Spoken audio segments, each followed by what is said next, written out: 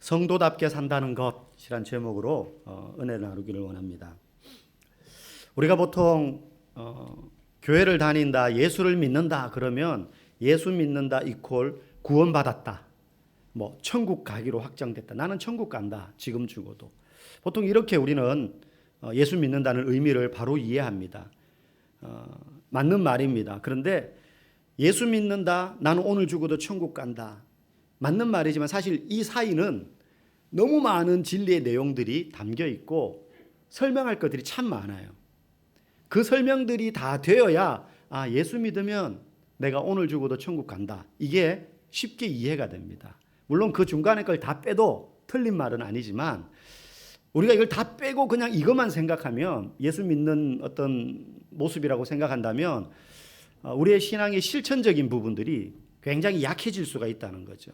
그래서 예수 믿는다는 것 안에는 마지막 천국 간다, 이 사이에 수많은 내용들이 담겨 있다는 걸 기억해야 됩니다. 다시 말하면 예수 믿는다 하는 건 신앙의 출발점이라는 거죠. 내가 예수 믿고 구원받았다, 끝이 아니라 그때부터 시작인 겁니다. 신앙의 여정을 시작해 가는 거예요. 오늘 바울은 빌립보 교인들에게 그래서 이렇게 말합니다. 12절에 보니까요, 두렵고 떨림으로 너희 구원을 이루라. 지금 빌립보 교인들에게 하는 말입니다. 예수를 믿지 않는 이들에게 하는 말이 아니라는 거죠. 이미 바울의 복음을 듣고 빌립보의 교회가 세워지고 그 바울의 복음을 듣고 빌립보 교회 교인들이 된 사람들에게 바울이 너희 구원을 이루라 그래요. 너희 구원 받아라 이 뜻이 아니죠. 너희 이제 예수 믿어야 돼, 이게 아닙니다. 너희들이 이제 이미 예수를 믿었는데 믿은 자답게 살아가라, 이 뜻인 거예요. 구원을 이룬다는 건 하나님의 백성 되었으니 하나님의 백성으로서 어떻게 살아야 될지를 고민하고 생각하며 살아야 돼. 바꾸어 말하면 하나님의 백성이 되었지만 생각하지 않으면 어떻게 사는 것이 그리스도인답게 사는 거지, 어떻게 사는 것이 맑은 샘 동산교회 교인답게 사는 거지, 이걸 생각하지 않으면 교인답게 안 살게 된다는 거예요. 그래서 구원을 이루는, 구원을 주시는 건 하나님이 주시지만 구원받은 자답게 살아가야 될 수고와 책임은 우리에게 주어지는 겁니다. 그래서 애써 믿음의 생활을 하려고 노력해야 돼요. 그래서 그걸 믿음의 경주라고 히브리서 기자는 또 이야기하잖아요. 경주하는 거예요. 가만히 있으면 저절로 누가 끌어주는 게 경주가 아닙니다. 그죠? 내가 디뎌야 되는 겁니다. 가시덤불을 가야 될 때도 있고 강을 건너야 될 때도 있고 험산 줄령을 넘어가야 될 때도 있습니다. 그렇게 살아가는 것이 구원을 이루는 거예요. 그래서 바울이 지금 교인들에게 그 말을 하는 겁니다. 예수 믿었으면 예수 믿은 하나님의 백성답게 살아야 돼. 그러면 어떻게 사는 것이 하나님의 백성답게 그리스도인답게 사는 거냐? 오늘 본문은 세 가지 정도를 짧게 말해요. 첫 번째는 항상 복종하며 사는 것입니다. 항상 복종하며 사는 것입니다. 뭐 순종, 복종 굳이 구별할 필요는 없어요. 순종이든 복종이든. 복종 그러면 좀 더 뭔가 강압적인 의미가 들어있긴 한데 그만큼 철저하게 순종하라는 거죠. 그런데 복종하는 건 어려운 게 아니에요. 나보다 훨씬 권위가 높은 사람, 회사에서도 나보다 직급이 높은 사람에게 당연히 순종하고 명령에 따라야 되죠. 복종해야 되죠. 사업을 할 때도 갑을 관계가 되잖아요. 그러면 을은 갑에게 어느 정도 따라가야 돼요. 마음대로 못하죠. 그런데 어려운 게 뭐냐? 항상 하는 게 어려워요. 항상. 자식은 부모의 말에 순종해야 되는데 자식이라고 부모의 말에 항상 순종하던가요? 여러분들은 다 순종하셨나 봐요. 저는 항상 순종 못했었던 것 같아요. 저희 부모님한테. 반항하고 싶을 때 있거든요. 그리고 그걸 표현할 때가 있단 말이죠. 아빠가 뭘 알아? 뭐 이럴 때 있잖아요. 항상 복종하는 게 어려운 거예요. 그런데 우리는 항상 복종한다 그러면 시간의 틈이 없이 항상 복종하는 것, 그걸 생각해요. 근데 오늘 바울은 조금 다르게 이야기해요. 12절 말씀 우리 화면 보실까요? 시작. 나 있을 때뿐만 아니라 더욱 지금 나 없을 때에도. 바울이 말합니다. 빌립보 교인들에게 지금 바울은 편지를 쓰고 있는 거예요. 바울이 지금 거기 없어요. 바울이 이야기하는 거예요. 내가 너희들과 함께 있을 때 나의 말에, 나의 가르침에, 내가 전하는 하나님의 말씀에 그렇게 복종하고 순종 잘했는데 지금은 내가 너희와 함께 없지 않냐. 바울은 지금 감옥에서 이 편지를 쓰고 있단 말이죠. 그래서 말합니다. 내가 있을 때 같이 내가 지금 너희들과 같이 있지 않지만 마치 있을 때처럼 너희들이 복종해라. 내가 지금 편지로 쓰지 너희 면전에다 대고 이렇게 해라 저렇게 해라 말하지 않고 편지로 쓸 뿐이지만 마치 내가 너희들과 함께 있어서 말할 때처럼 그렇게 복종하라는 거예요. 이 가르침에. 이게 항상 복종하라는 거예요. 여러분, 그리스도인의 진짜 신앙이 언제 드러납니까? 보이지 않는 하나님 앞에 서 있을 때 드러납니다. 우리는 사람과 사람 사이에서도 누군가 나를 지켜본다고 생각하면 정신 차리고 합니다. 그래서 학교에 가면 그 푼에 막 선생님이 자기 사진 걸어놔 놓고 밑에 지켜보고 있다 뭐 이런 거 써놓잖아요. 내가 없지만 지켜보고 있다. 졸지 마라 뭐 이렇게. 사람이 누군가 나를 지켜본다 그러면 경각심을 가지고 하나라도 제대로 하려고 합니다. 그래서 회사든 뭐 어떤 조직이 되어 있는 단체면 항상 어떤 그 컨트롤하고 감시하는 역할을 맡은 사람들이 있잖아요. 채점하고 체크하고 그죠. 그러니까 열심히 하는 거예요. 그리스도인이 신앙생활을 나의 신앙이 참 믿음이냐 아니냐가 드러날 때가 보이지 않는 하나님 앞에서 마치 그분이 내 곁에 지금 살아계셔서 계신 것처럼 행동하는 모습을 통해서 드러난다는 거예요. 심지어 우리는요, 교회 와도 하나님은 안 보이거든요. 근데 교회 오면 뭔가 조금 이렇게 옷 매무새도 가다듬고 예배 드리는 자세도 그렇고 좀 이렇게 뭔가 이 정제된 자세로 신앙생활을 하려고 해요. 근데 집에 가면 그렇지 않잖아요. 우리가 한때 온라인 예배를 한참 드렸지 않습니까? 코로나 때문에.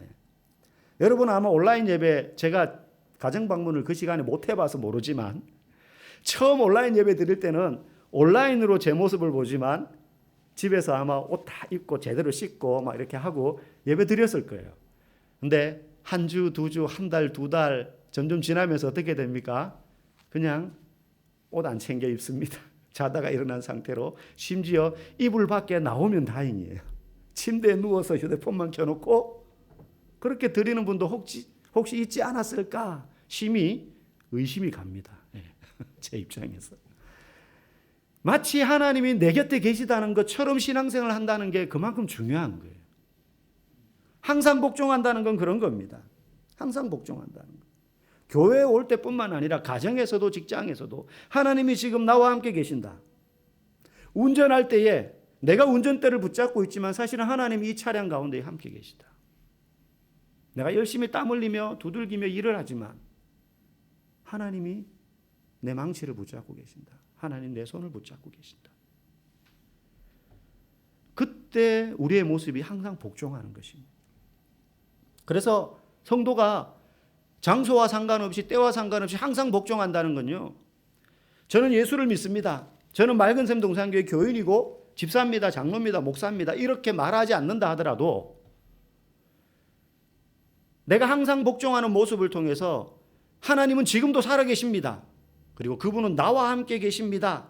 라는 사실을 세상 가운데 드러내는 가장 강력한 신앙 고백이 되는 거예요.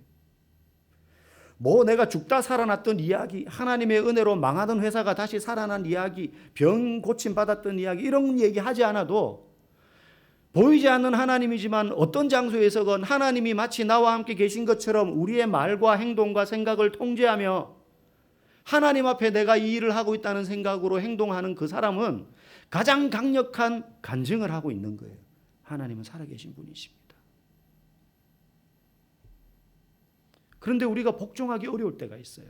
언제냐면 어려움이 찾아올 때예요. 다들 그렇지 않습니까? 고난이 없고 어려움이 없을 때는 내가 그렇게 결단하면 그렇게 살 것 같아요. 내가 주를 위하여 항상 순종하겠습니다. 그런데 막상 고난이 딱 닥치면 이렇게 스르르르 무너지는 경우가 있습니다. 고난이 오고 힘들게 되면 말씀을 멀리하게 됩니다. 하던 기도가 중단이 됩니다. 예배를 드리지 않게 됩니다.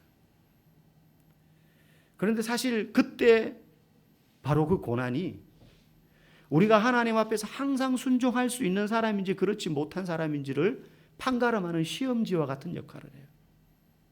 그게 없을 때는 내 결단만으로 나는 항상 순종할 수 있는 사람이라고 생각을 해요. 근데 고난이 딱 오면 내가 진짜 그럴 수 있는지 아닌지가 드러나기 시작하는 거예요. 학생이 열심히 공부하고 나서 그 공부한 게 자기 실력인지 아닌지를 어떻게 합니까? 시험을 쳐봐야 하는 거잖아요. 그게 100%다 그대로 반영하지는 못한다 하더라도 그것만큼 그래도 정확한 게 없어요. 아, 내 실력이 수학은 이 정도고 국어는 이 정도고 역사 과목은 이 정도구나. 시험을 쳐봐야지 판가름할 수 있는 것 아닙니까? 고난이 우리에게 그런 역할을 한다는 거예요.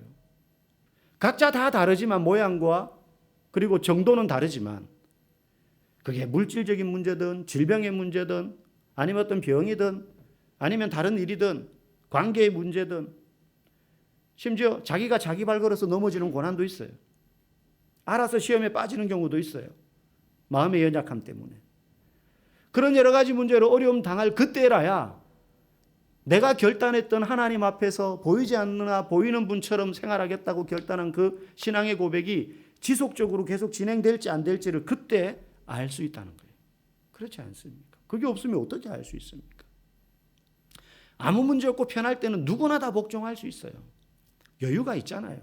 그런데 시간에 쪼들리고 먹고 사는데 쪼들리고 그게 2배, 3배 어려움으로 갑자기 문제가 생겨서 내가 감당해야 될 일들이 생기고 책임이 생기고 삶이 바빠지고 거기다가 병까지 찾아오고 이러면 나의 이 순종의 결단이 정말로 그러한 순간에도 계속 할 수 있는 것인지 그때 비로소 시험대에 오르는 거라는 거죠. 제가 저번에 한 달 정도 된 것 같습니다. 다이어트 하고 있다고. 이미 그 전에 시작한 상태였는데 제가 이렇게 보니까 한 10주 정도 한 것 같아요. 다이어트. 제가 지금 오늘 아침에 딱 올라가니까 5kg가 딱 빠졌더라고요. 5kg가 빠졌습니다. 여러분 볼 때는 별 차이가 없는지 모르지만 숫자는 거짓말하지 않기 때문에 보이는 것과 다르게 5kg가 빠졌어요. 근데 해보니까 저도 뭐 다이어트 많이 하려고는 해봤는데 제대로 해본 적이 한 번도 없어요. 근데 처음으로 이제 해본 거거든요. 핵심이 음식 조절과 적절한 운동이더라고요. 하나만 해서도 안 돼요. 운동만 열심히 하고 엄청 먹는 사람은 많이 먹으려고 운동하는 거더라고요. 빠지지 않아요. 음식 조절만 해서도 안 돼요. 그럼 근육도 같이 빠져버리기 때문에 건강이 상하죠. 적당한 운동과 음식 조절, 영양소 공급이 같이 돼야 되는 겁니다. 근데 이게 어렵더라고요. 어렵더라고요. 언제가 제일 어려우냐? 처음 한 달 정도가 어렵고 한 순간을 이야기하라면 밤에 저녁에 저는 대부분 걸었거든요. 저녁 식사하고 걸어요. 그래서 한 1시간 반 정도 이렇게 걸으면 7km 정도 집에서 교회 왔다가 가면 그 정도 됩니다. 그럼 집에 가면 딱 배고프기 좋은 시간이에요. 밥을 먹기는 부담스럽고 뭔가 이 간식을 먹고 싶은데 안 먹으면 배가 고프고 먹으면 안 된다. 이거 다 오늘 한 거 다 헛거다. 이걸 알기 때문에 참는 거죠. 근데 이 참는 게 어렵더라고요, 처음에는. 그러다가 갑자기 뭐 치킨을 시킨다든지 집에서 아내가 뭘 사가지고 오거나 이러면 진짜 가족이 아니고 왼수처럼 이제 도움이 안 되는. 근데 이제 그것도 한 달 그 순간을 넘고 2달째 가니까 어지간해서는 저녁에 안 먹게 되고 그리고 이제 스스로 조절할 수 있게 되더라고요. 어느 정도. 한두 개 먹어도 또 이 정도면 내가 어느 정도 조절할 수 있겠다. 이게 생겨요. 힘든 순간이 찾아올 때가 있습니다. 다이어트 할 때도. 아무것도 아닌 것 같지만. 한 번은 조절을 잘못해가지고 교회까지 왔는데 갑자기 여러분 그거 아시죠? 왜 당 떨어질 때 그 떨림. 한 발도 못 움직일 것 같은. 조절을 잘못한 거예요. 양 조절을 그날. 그래서 그 정도 걸으면 안 되는데 습관적으로 여기까지 온 거예요. 돌아가려고 하는데 막 손발이 후들후들 떨리고 너무너무 힘든 거예요. 우리 교회에서 집까지 아무것도 없잖아요. 터널 넘어가는 길에. 뭐 풀을 뜯어 먹을 수도 없고. 그래서 너무 힘든 거예요. 도저히 안 돼가지고 교회 와가지고 막 물을 벌컥벌컥 마시고 편의점 가가지고 뭐 하나 이렇게 사서 먹었어요. 음료수 하나 사서. 그래가지고 겨우 집에 간 적도 있어요. 근데 2달 이렇게 지나니까 이제 그게 어느 정도 조절이 돼요. 힘든 순간이 찾아올 때 그때 나의 이 결단이 순종과 복종의 결단이 일시적인 것인지 지속적인 것인지 알 수 있어요. 그때 만약에 포기하고 여기까지만 하자고 아마 그만뒀으면 실패했을 거예요. 저도 또 예전처럼 실패했을 거예요. 고난이 닥쳤을 때 그때도 여전히 복종해야 되는 거예요. 그때 우리의 신앙이 참된지 아닌지를 알게 됩니다. 이게 성도의 삶이에요. 항상 복종하는 것. 그래서 여러분 어려움이 찾아오신 분 있습니까? 그 순간이 시험대 오는 거예요, 여러분. 그 순간이 여러분의 시험대예요. 내 믿음이 참된가? 두 번째, 성도답게 사는 건요, 하나님의 기쁨을 위해서 사는 삶을 사는 것입니다. 하나님의 기쁨을 위해서 사는 거예요. 우리의 신앙을 이렇게 점검을 해보셔야 돼요. 나는 하나님의 기쁨을 위해서 신앙생활을 하는가, 아니면 나의 기쁨을 위해서 신앙생활을 하고 있는가? 우리 각자가 하나님 앞에 바라고 원하는 게 다 있습니다. 근데 그게 우리의 신앙의 전부가 되어서는 안 돼요. 우리가 하나님께로부터 무언가를 얻으면 기쁩니다. 문제가 있어서 기도했는데 그게 응답이 되면 참 즐거워요. 그런데 그게 좋은 것이고 정상적인 거지만 그게 우리의 신앙의 목적이 되어서는 안 된다는 거예요. 여러분, 한계 효용 체감의 법칙이라는 경제학 용어가 있습니다. 한계 효용 체감의 법칙. 이게 뭐냐면 예를 들어 여기 물이 있잖아요. 막 운동을 하고 제가 이렇게 막 말을 많이 하고 찬양하거나 목이 말라요. 그러면 땀 흘리고 갈증이 느껴질 때 마시는 이 물 안 먹으면 완전히 꿀맛이잖아요. 꿀맛입니다. 그죠? 근데 처음 마실 때는 꿀맛인데 이거를 또 마시고 또 마시고 또 마시고 한 5컵째 마시면 그게 꿀맛일까요? 변하지 않은 첫 번째 물맛과 똑같지만 내가 느끼는 물맛은 그때부터는 쾌감이 아니라 고통이에요. 제가 예전에 금식할 때 이제 물만 마셔요. 막 마시는데 첫날은 먹을만 해요. 먹을 게 물밖에 없으니까. 근데 둘째 날 저녁 때쯤 되니까 물이 한약 맛이 나요. 희한하죠. 물이 변하여 포도주가 되는 기적은 들어봤지만 똑같은 물인데 물맛이 변해서 한약 맛이 나요. 너무 써요. 여기에 약을 탄 것처럼 물만 계속 마시니까 첫 물맛이 없어요. 이게 한계 효용 체감의 법칙이에요. 처음 내가 어떤 것을 얻을 때에는 만족감이 이만큼인데 두 번째는 2배로 올라가는 게 아니고 꺾여요. 세 번째는 꺾여요. 그 이후부터는 떨어져요. 그게 돈을 버는데도 해당된다는 거예요. 이 경제학 용어예요. 내가 처음 100만 원을 벌면 너무 100만 원치 만족감이 더 기뻐요. 근데 그 다음 또 100만 원을 벌잖아요. 그러면 100만 원치 플러스만큼 기쁘냐? 아니에요. 어느 순간 이 만족감이 꺾이고 떨어진다는 거예요. 그래서 나중에는 100만 원, 1000만 원을 벌어도 만족감이 올라가지 않아요. 이게 경제적인 부분에만 해당되는 게 아니라는 거예요. 신앙생활도 마찬가지예요. 나의 만족과 기쁨을 위해서 우리가 신앙생활을 한다면 하나님으로부터 처음에 응답받고 뭔가를 얻으면 너무너무 기쁘고 즐겁죠. 감사합니다. 그런데 어느 순간 그게 우리의 신앙의 목적이 되어서 그것만을 얻고자 한다면 얻는다 하더라도 감사하는 마음과 기쁨의 마음이 그렇게 늘지 않고 점점 준다는 거예요. 당연한 걸로 생각한다는 거예요. 여러분, 우리가 지금 삶을 살면서 누리는 하나님의 은혜라고 고백할 수 있는 게 얼마나 많습니까? 가족, 건강, 내가 일할 수 있는 여건, 자녀들, 교회, 함께 신앙생활할 수 있는 동역자. 사실 우리의 삶에 하나님이 주신 은혜들이 참 많은데 이거 다 우리 당연하다고 생각하잖아요. 왜? 늘 누리니까. 기쁨이 없어요. 그래서 하나님으로부터 뭔가 얻어서 내가 기뻐하고 즐거워하는 것이 내 신앙의 목적이 된다면, 나의 기쁨을 위해서 우리가 신앙생활을 한다면 그건 건강한 신앙생활이 아니에요. 뭐와 같으냐? 그런 걸 어린아이 신앙이라고 그래요. 아이들 그렇잖아요. 손에 쥐고 있는 거 뺏으면 뺑뺑 울어요. 그러다가 탁 쥐어주면 또 헤헤헤 거려요. 또 뺏으면 그런 장면 해보신 적 있죠? 입에 공갈적 꼭지 물고 있을 때 딱 떼면 왱 우는데 입에 쏙 꼽아주면 또 헤헤 웃어요. 눈에는 눈물이 나는데 얼굴은 헤헤 웃어요. 그게 어린아이잖아요. 하나님부터 뭐 받으면 하나님 감사합니다. 기쁩니다. 즐겁습니다. 하나님 최고 짱 그러다가 내게 있는 거 사라지면 하나님 어떻게 나한테 그러실 수 있어요? 이게 어린아이 신앙이라는 거예요. 나의 기쁨을 위하여 신앙생활을 하는 것이 목적이 되면 그렇게 된다는 거예요. 안 자라죠. 안 자라죠. 잘하는 것 같은데 또 제자리. 잘하는 것 같은데 또 제자리. 성숙한 신앙은 그래서 내가 아닌 하나님의 기쁨을 위하여서 신앙생활을 하는 거예요. 그렇게 나아가야 돼요. 저와 여러분들이. 그리고 그렇게 하나님의 기쁨을 위하여 우리가 신앙생활을 하고자 할 때 하나님이 도우신다라고 오늘 본문 말해요. 13절 말씀 같이 읽어보겠습니다. 너희 안에서 행하시는 이는 하나님이시니 자기의 기쁘신 뜻을 위하여 너희에게 소원을 두고 행하게 하시나니. 우리가 하나님의 기쁘신 뜻을 위하여 살고자 하면 하나님께서 우리 안에 그런 마음의 소원을 주셔서 행하게 하신다는 거예요. 나는 능력이 부족해도 하나님 내가 주님을 위하여 이렇게 살겠습니다라고 결단하면 하나님이 그 마음의 선한 소원을 아시고 그 일을 할 수 있도록 행하신다는 거예요. 내가 하는 게 아니고. 그래서 내 크기와는 상관없어요. 내 능력과는 상관없어요. 내 지식과 내 직분과는 상관없어요. 내가 그런 하나님의 기쁨을 위하여 신앙생활을 하고자 한다면 하나님이 그렇게 할 수 있도록 도우신다는 거예요. 도우신다는 거예요.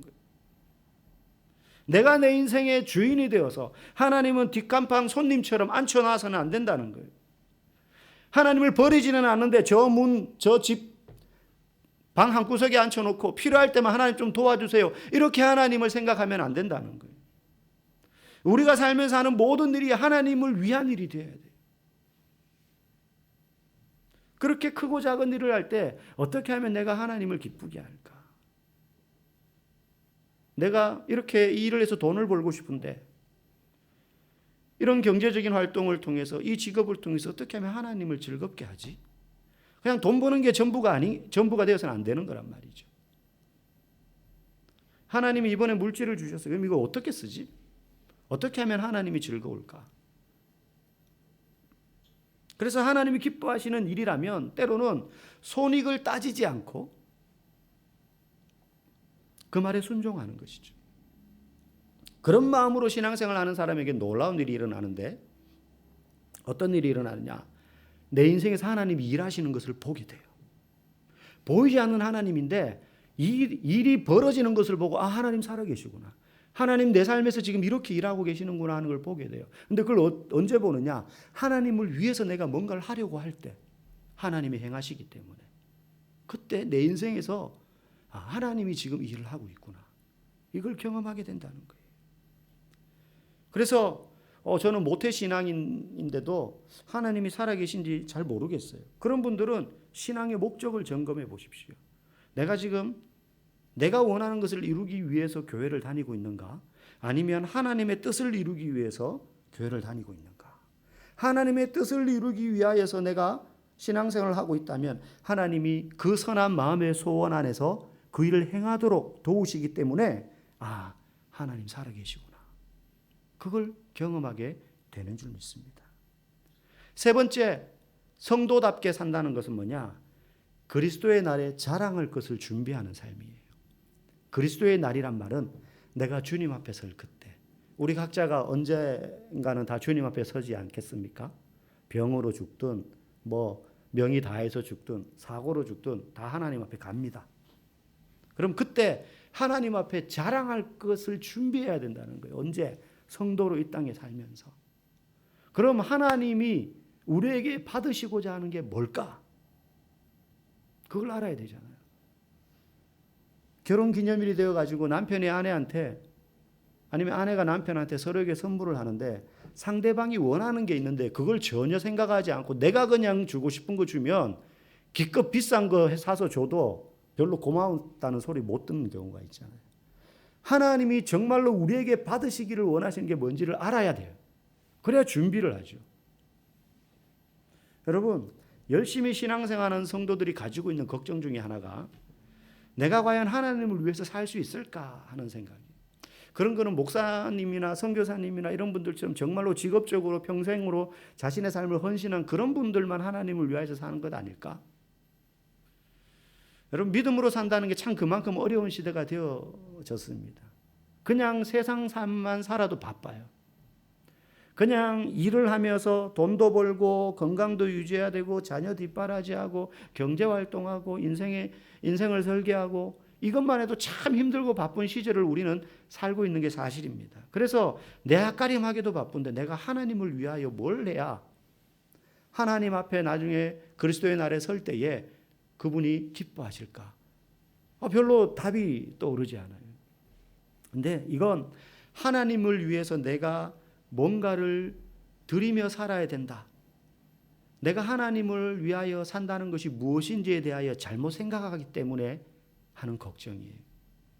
여러분, 우리가 하나님을 위하여서 뭔가를 드린다고 할 때 그게 돈이 되거나 그게 돈이거나 명예이거나 권력이거나 세상에서 내가 어떤 높은 자리에 올라서 하나님 보셨죠? 내가 주님께 이렇게 영광을 돌리면 이런 게 아니에요. 하나님이 우리에게 받으려고 하시는 것은 그런 게 아니라는 거예요. 하나님은 돈이 필요한 분이 아니요, 명예가 필요한 분도 아니요, 권력이 필요한 분도 아닙니다. 하나님이 그런 게 부족해서 너희들 세상에서 그런 거 많이 쌓아서 내게 좀 바쳐, 그런 걸 원하신 적이 한 번도 없는 분입니다. 하나님께는 그런 게 전혀 필요가 없어요. 우리에게 그런 걸 원하시지 않아요. 하나님을 위해서 산다는 건요, 하나님의 백성답게 산다는 거예요. 우리가 하나님의 백성답게 살아가는 건 세상에서 좋은 자리, 높은 자리, 많은 것을 가지고 사는 것을 의미하지 않아요. 만약에 그런 게 하나님이 우리에게 원하시는 삶이라면 여기 있는 저를 비롯한 여러분 모두가 하나님을 위해서 살기는 참 어려운 사람들 아니겠습니까? 우리 16절 말씀 한번 마지막으로 한번 보도록 하겠습니다. 16절 시작. 생명의 말씀을 밝혀 나의 다름질이 헛되지 아니하고 수고도 헛되지 아니하므로 그리스도의 날에 내가 자랑할 것이 있게 하려 함이라. 바울이 스스로 고백합니다. 그리스도의 날에 내가 자랑할 것이 있기 위하여서 생명의 말씀을 밝혀, 여기서 밝히다는 건 붙잡다라는 뜻이에요. 내가 생명의 말씀을 붙잡고 열심히 달려나가고 나의 수고가 헛되지 않은 삶을 살 때 그게 그리스도의 날에 자랑할 것이 된다는 거예요. 구체적으로 콕 찍어서 말한 건 아니지만 우리가 여기서 알 수 있는 건 돈 많이 벌고 권력을 많이 쌓고 명예를 얻어서 하나님께 영광 돌리고 갖다 드리는 거, 이거는 아니구나 하는 걸 알 수 있잖아요. 하나님께서 우리에게 기대하는 것, 그리스도의 날에 자랑할 것, 그게 뭐냐? 이 땅에서 생명의 말씀을 붙잡고 그 말씀대로 살아가는 삶이에요. 결코 뭔가 대단한 업적을 하나님 앞에 올려드리는 것이 아니라는 거예요. 복음서에 보면 가늠하다가 붙잡힌 여인, 예수님 발 앞에 무릎 꿇잖아요. 돌팔매질 하려던 사람들 다 예수님이 물러가게 만들잖아요. 죄 없는 자가 돌로 치라. 그 돌들을 다 내려놓고 떠나가고 난 다음에 그 여인과 예수님만 남았을 때에 그 여인에게 예수님이 하신 말씀이 뭡니까? 너 죽을 뻔한 거 내가 살려줬어. 그러니 너 나를 위하여 네 인생을 헌신해. 그렇게 말씀하지 않으셨어요. 뭐라고 말씀하셨어요? 이제 가서 다시는 이러한 죄를 짓지 마라. 네 삶을 살아라. 그런데 이런 죄를 짓지 마라. 하나님이 기뻐하는 삶 아니다. 그 말은 하나님이 기뻐하는 삶을 살아라. 뭐 대단한 걸, 너 내가 죽을 거 살려줬으니까, 그러면서 예수님이 대단한 걸 요구한 게 아니에요. 그녀의 인생을 요구한 게 아니에요. 목숨을 요구한 게 아니에요. 예수님이 이 땅에 계시면서 사람들에게 재산이나 명예를 갖다 바치라고 말씀하신 적 한 번도 없어요. 여러분에게도 그런 거 내놓으라고 하지 않으셨어요. 저도 목회자가 되었지만 예수님이 저보고 너 목사해 이렇게 말씀하지 않으셨어요. 그냥 제가 하겠다고 한 거예요. 그게 패착이에요. 내가 하겠다고 해서, 야, 내가 너 보고 언제 목사하라 그랬니? 그러니 지금 와서 물리기도 어려워요. 딴 걸 할 수가 없어요. 오히려 그런 걸 가지고 있으면 다 가난한 자들과 세상을 위해서 아낌없이 베풀고 쓰라고 하셨어요. 하나님이 지극히 평범한 저와 여러분들을 주의 자녀로 삼으시면서 우리의 삶을 통해 받으시기를 원하시는 것은 최선을 다해서 그 생명의 말씀을 붙잡고 우리가 아까 찬양한 것처럼 하나님의 기쁨이 되는 삶을 살고자 하는 거예요. 그걸 받으시기를 원하세요. 히브리서 11장 6절 말씀 우리 읽어보겠습니다. 시작. 믿음이 없이는 하나님을 기쁘시게 하지 못하나니 하나님께 나아가는 자는 반드시 그가 계신 것과 또한 그가 자기를 찾는 자들에게 상 주시는 이심을 믿어야 할지니라. 우리가 세상에서 아무리 높은 자리에 올라도 아무리 돈을 많이 벌어도 믿음 없이 이룬 성공은 하나님이 기뻐 받지 않으신다는 거예요. 아무리 작은 일이라도 믿음으로 그 일을 한 사람은 하나님이 기뻐 받으시는 거예요. 생명의 말씀을 굳게 붙잡는 믿음. 그게 언젠가 그리스도 앞에 설 때에 자랑할 거리라는 거예요. 예수님이 우리에게서 찾고자 하는 것. 너 얼마나 말씀대로 살았니? 너 얼마나 그 말씀대로 때로는 네가 손해보는데도 포기하지 않고 말씀대로 살았냐? 여러분 요한계시록에 보면 소아시아의 7 교회를 쫙 이야기하면서 칭찬과 책망을 하는 교회마다 성령께서 칭찬과 책망을 해요. 이 교회는 어떻고 저떻고 이런 칭찬을 하고 저런 책망을 합니다. 그런데 그 중에 2 교회 서머나 교회와 빌라델비아 교회만 유일하게 책망받지 않고 칭찬만 받은 2 교회예요.